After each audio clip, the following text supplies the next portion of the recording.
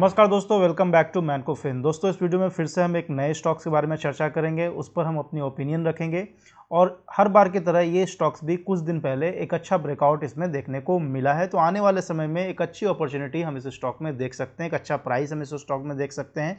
जैसा कि मार्केट में अभी हम थोड़ी गिरावट भी देख रहे हैं, तो ऐसे गिरावट में हमें वापस से मार्केट में थोड़ा थोड़ा करके इन्वेस्टमेंट करना चाहिए, ताकि जो प्राइस हमें 100 रुपये में मिल रहा है वो अब हमें 90 रुपये के आसपास भी मिल सकता है। ये एक एग्जाम्पल के तौर पर मैं बता रहा हूँ कि सपोज कि कोई ए नाम का स्टॉक है जो 100 रुपये पर मिल रहा था, लेकिन अब मार्केट में गिरावट आई है तो वो 100 रुपये का स्टॉक जो है 95 रुपये हो गया, तो हमें यहाँ पर 5 रुपये सस्ते में वो स्टॉक मिल रहा है। तो ऐसे ही हम फायदा उठाते हैं मार्केट में। तो अभी कुछ दिनों से हम देख रहे हैं कि मार्केट में थोड़ी गिरावट आई है, तो ऐसे में हमें मार्केट में इन्वेस्ट करना चाहिए। तो इन्वेस्टमेंट करने के लिए एक अच्छे स्टॉक्स की हमेशा ज़रूरत पड़ती है। वैसे अच्छे स्टॉक्स को हम हमेशा अपने चैनल पर वीडियो के माध्यम से लाते रहते हैं। तो आज इस वीडियो में फिर से एक नए स्टॉक्स के बारे में हम लोग चर्चा कर रहे हैं, जिसका नाम है बजाज फिनसर्व।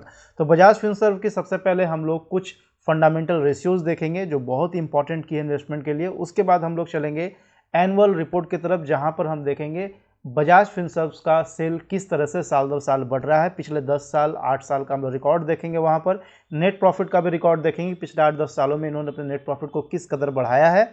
उसके बाद जो मोस्ट इंपॉर्टेंट पार्ट होगा इस वीडियो का, वो होगा चार्ट एनालिसिस। तो इस वीडियो में हम लोग चार्ट एनालिसिस करेंगे बजाज फिनसर्व का, जिसमें हम लोग शॉर्ट टर्म, मिड टर्म और लॉन्ग टर्म पर अपनी नज़रिया रखेंगे, अपना ओपिनियन रखेंगे। आप भी चाहे तो कमेंट बॉक्स के माध्यम से उस स्टॉक्स पर अपना नज़रिया रख सकते हैं, अपना ओपिनियन रख सकते हैं। यहाँ पर किसी भी तरह का रिकमेंडेशन नहीं है, किसी भी तरह का कोई टिप्स नहीं है, केवल ये वीडियो एजुकेशनल पर्पस बनाया जा रहा है। और इसमें जिस स्टॉक की मैं बात कर रहा हूँ, यानी कि बजाज फिनसर्व की, केवल उस स्टॉक पर मैं अपनी ओपिनियन रख रहा हूँ। और इस स्टॉक को इस वीडियो के लिए चुनने की सबसे बड़ी कारण यह है कि इसमें कुछ दिन पहले ही ब्रेकआउट आया है, तो आने वाले समय में इसका प्राइस हमें एक नए लेवल पर देखने को मिल सकता है। तो चलिए अब इस स्टॉक के बारे में हम अपनी ओपिनियन रखना शुरू करते हैं। तो चलिए शुरू करते हैं। तो दोस्तों, यहाँ पर हमने बजाज फिनसर्व लिमिटेड को लिया है आज के वीडियोज़ में चर्चा के लिए। और बजाज फिनसर्व लिमिटेड का जो प्राइस है, यानी कि आज का डेट जो भी है 3/10/2024 को, इसका मार्केट प्राइस 1903 रुपये का है। और आज मार्केट आवर में इसमें 3.61% का गिरावट भी देखने को मिला है, क्योंकि सेंसेक्स और निफ्टी में भी काफ़ी बड़ी गिरावट आज के मार्केट में देखने मिला है। अगर बजाज फिनसर्व की अगर बीएसई में हमें इन्वेस्ट करना है तो हमारा इनका कोड है 532978। और अगर एनएसई में हमें इन्वेस्ट करना है तो एनएसई का कोड है BAJAJFINSV। अब चलते हैं हम इसके फंडामेंटल रेशियोज की तरफ, जिसमें कि सबसे पहले हम देखेंगे मार्केट कैप। तो मार्केट कैप जो है वो 3,03,893 करोड़ का मार्केट कैप है बजाज फिनसर्व का।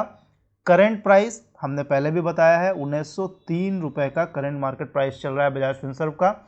हाई लो की अगर हम बात करें तो 52 वीक इन्होंने जो हाई बनाया था वो 2030 का बनाया था, और 52 वीक लो जो बनाया था इन्होंने वो 1419 का बनाया था।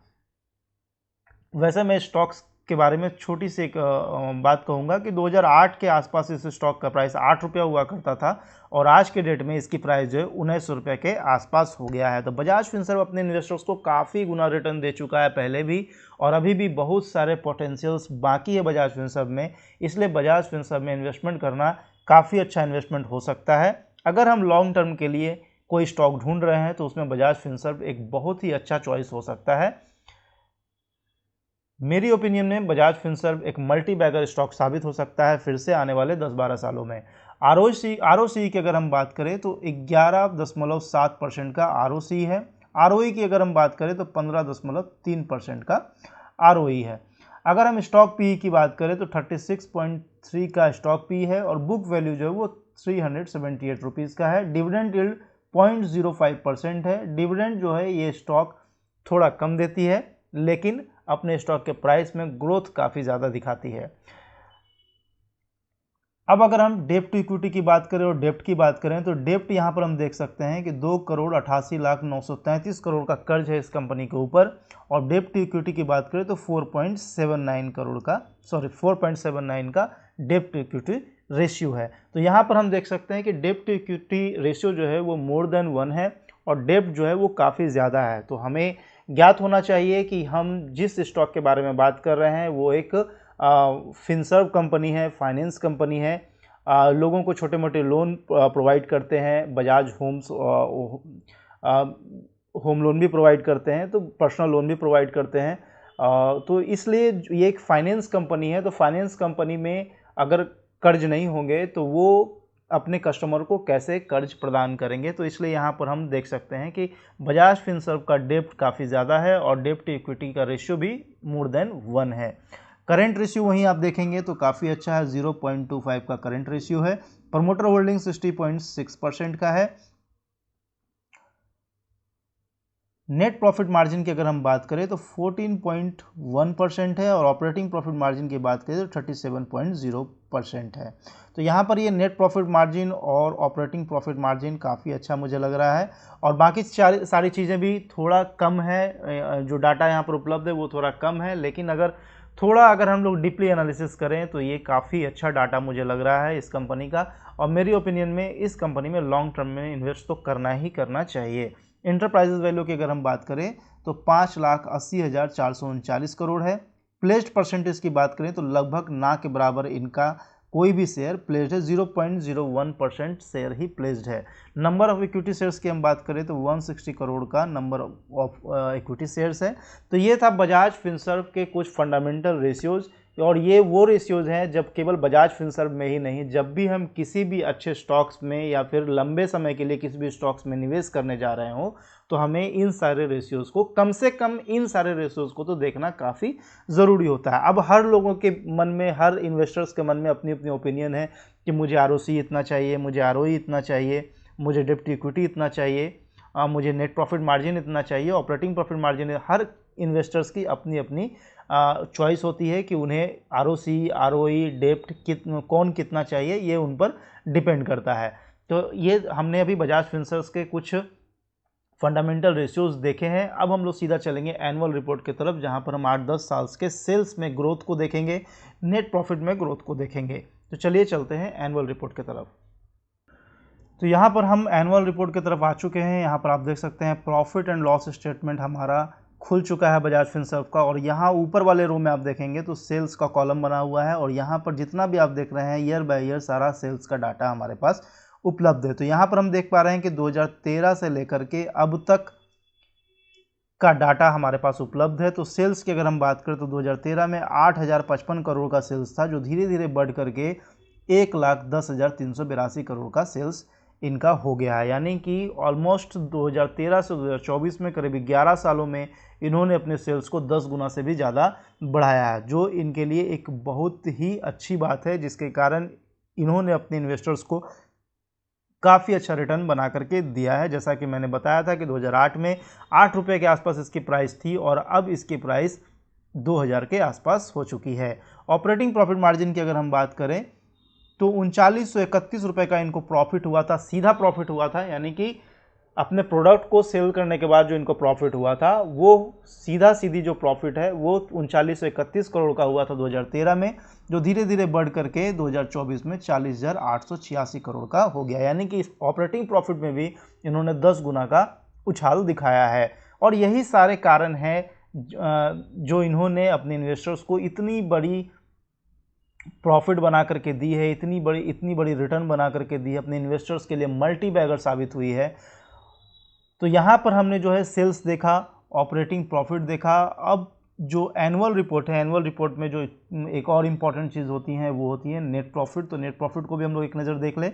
तो नेट प्रॉफिट की बात करें हम, तो जब हमें ऑपरेटिंग प्रॉफिट होता है तो उसमें से हमें अपने कर्मचारियों को भी देना होता है, टैक्स भरने होते हैं, डेप्रिसिएशन के पैसे रखने होते हैं, अगर हमने कर्ज लिया है तो उनका इंटरेस्ट देना होता है। तो इन सब को काट करके जो पैसा बचता है वो नेट प्रॉफिट कहलाता है। तो नेट प्रॉफिट की अगर हम बात करें तो जाहिर सी बात है कि नेट प्रॉफिट हमेशा ऑपरेटिंग प्रॉफिट से कम ही रहेगा। तो नेट प्रॉफिट की अगर हम बात करें तो 2013 में जो नेट प्रॉफिट था वो 2214 करोड़ था, जो धीरे धीरे बढ़ करके 2024 में इनका नेट प्रॉफिट 15,595 करोड़ हो गया। तो यहाँ पर भी हम देख सकते हैं कि 7-8 गुना इन्होंने अपने नेट प्रॉफिट को ग्रो किया है। तो यहाँ पर सेल्स में अच्छी ग्रोथ हमने देखी, ऑपरेटिंग प्रॉफिट में हमने अच्छी ग्रोथ देखी, साथ ही साथ नेट प्रॉफिट में भी हमने अच्छी ग्रोथ देखी है। तो जब भी हम प्रॉफिट एंड लॉस स्टेटमेंट देखते हैं एनुअल बेसिस तो हमारा मेन फोकस सेल्स पर होता है, क्योंकि लॉस और प्रॉफिट तो कंपनीज़ के होते रहते हैं, क्योंकि कंपनी के पास बहुत सारी लायबिलिटीज़ भी होती हैं। तो सबसे ज़्यादा हमें जो ध्यान देना होता है वो होता है सेल्स पे,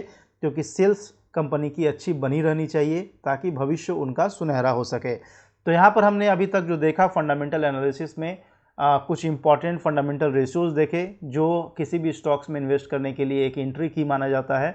साथ ही साथ हम लोगों ने प्रॉफिट एंड लॉस स्टेटमेंट भी देखा जो एनुअल बेसिस था। अब हम लोग सीधा चलेंगे चार्ट पर, वहाँ से जानने की कोशिश करेंगे कि शॉर्ट टर्म, मिड टर्म और लॉन्ग टर्म में इस स्टॉक का क्या सपोर्ट होना चाहिए, क्या रेजिस्टेंस होना चाहिए, और लॉन्ग टर्म के लिए हम लोग जो मोस्ट इंपॉर्टेंट सपोर्ट लेवल है उसको हम लोग फाइंड आउट करके यहाँ पर देखेंगे कि मोस्ट इंपॉर्टेंट जो सपोर्ट लेवल है इस स्टॉक का, जहाँ से इस स्टॉक का नीचे जाना बिल्कुल नामुमकिन सा है, लेकिन अगर वहाँ से नीचे जाता है तो शायद भविष्य में इस स्टॉक में, वैसे स्टॉक्स में और भी ज़्यादा गिरावट आ सकती है। तो चलिए हम लोग चार्ट पर चलते हैं और चार्ट पर हम लोग शॉर्ट टर्म, मिड टर्म और सबसे इम्पॉर्टेंट जो मैं हमेशा अपने व्यूअर्स को, अपने सब्सक्राइबर्स को कहता रहता हूं कि अगर शेयर मार्केट में गारंटीड प्रॉफिट बनाना है तो लॉन्ग टर्म इन्वेस्टर बनिए, चाहे आप 100 रुपये ही क्यों ना इन्वेस्ट करते हो मार्केट में। तो सबसे जो इम्पॉर्टेंट है चार्ट एनालिसिस का वो है लॉन्ग टर्म। तो लॉन्ग टर्म में हम लोग जानने की कोशिश करेंगे इस स्टॉक का मोस्ट इम्पॉर्टेंट सपोर्ट लेवल। तो चलिए चलते हैं चार्ट पर।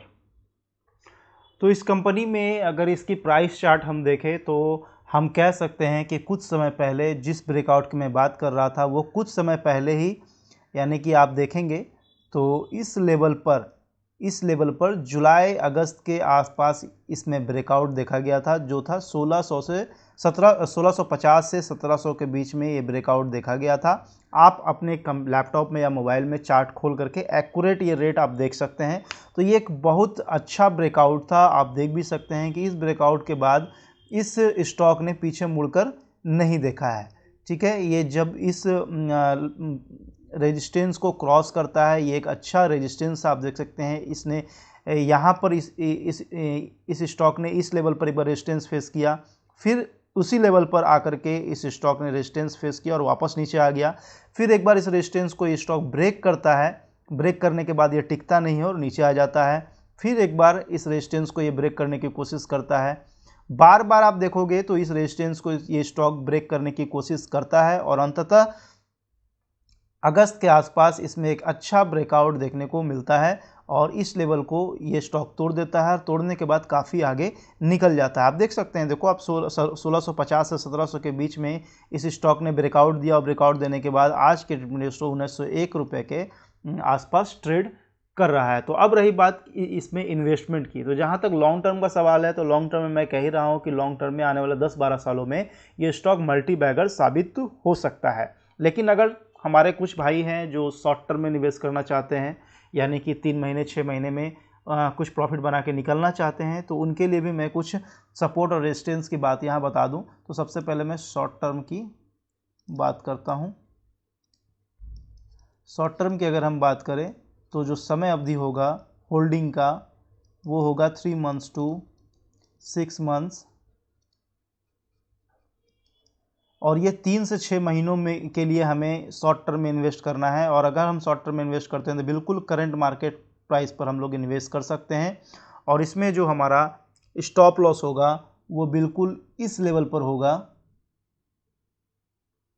ये वाला जो आप सपोर्ट देख रहे हैं, यहाँ वाला जो लो देख रहे हैं, इस लो पर स्टॉप लॉस हमें लगाना होगा, क्योंकि ये इमीडिएट एक सपोर्ट है और हमें शॉर्ट टर्म के लिए इस स्टॉक में निवेश करना है तो हमेशा इमीडिएट सपोर्ट को ही फाइंड आउट करना चाहिए और इसी सपोर्ट पर हमें स्टॉप लॉस लगाना चाहिए, ताकि इससे नीचे जाने पर हम अपने स्टॉक को लॉस में स्क्वायर कर देंगे, ताकि हमें ज़्यादा नुकसान ना हो, थोड़ा बहुत नुकसान होकर के ही रह जाए। तो यहाँ पर हम अगर शॉर्ट टर्म के लिए लगाना है तो हमें जो स्टॉप लॉस है वो लगाना होगा और वो होगा 1850 का। और हमारा जो टारगेट होगा, टारगेट थोड़ा अच्छा निकल करके आ रहा है, तो टारगेट की अगर हम बात करें तो 2050 का टारगेट हम इस स्टॉक में ले सकते हैं, क्योंकि जस्ट इस रेजिस्टेंस के ऊपर ये लेवल आ रहा है और ये लेवल को जैसे ही छुएगा हम लोग अपने ऑर्डर को स्क्वायर ऑफ कर देंगे, क्योंकि हम लोग शॉर्ट टर्म के लिए इस स्टॉक में इन्वेस्ट कर रहे हैं। तो शॉर्ट टर्म में जो रिटर्न है वो शॉर्ट टर्म जैसा ही होगा। तो हमारा जो टारगेट होगा इस स्टॉक में, यानी कि रेजिस्टेंस जो होगा वो 2050 रुपये का होगा। 2050 का प्राइस मिलते ही हम इस स्टॉक से एग्जिट कर जाएंगे। तो ये था हमारा शॉर्ट टर्म में। तो शॉर्ट टर्म में हम क्या करेंगे, शॉर्ट टर्म में जो हमारा सपोर्ट है वो 1850 के लेवल पर है और जो रेजिस्टेंस है वो 2000-2050 के लेवल पर है। तो अगर हमें इस स्टॉक में एंट्री करनी है तो करंट मार्केट प्राइस पे बिल्कुल एंट्री कर सकते हैं, लेकिन सब जो स्टॉप लॉस है वो हम लोग बिल्कुल सपोर्ट पर लगाएंगे, 1850 का हम लोग स्टॉप लॉस लगाएंगे। और टारगेट जो है जहाँ पर हमें अपने पोजीशन को स्क्वायर ऑफ करना है वो 2000 से 2050 के बीच हम अपना टारगेट लगाएंगे, ताकि जैसे ही प्राइस हमें वहाँ पर मिले हम अपने पोजीशन को स्क्वायर ऑफ कर देंगे, प्रॉफिट को घर लेकर चले जाएंगे। तो ये था हमारा शॉर्ट टर्म पर। अब हमारा जो नज़रिया है वो मिड टर्म पर क्या है वो भी हम लोग देख लेते हैं।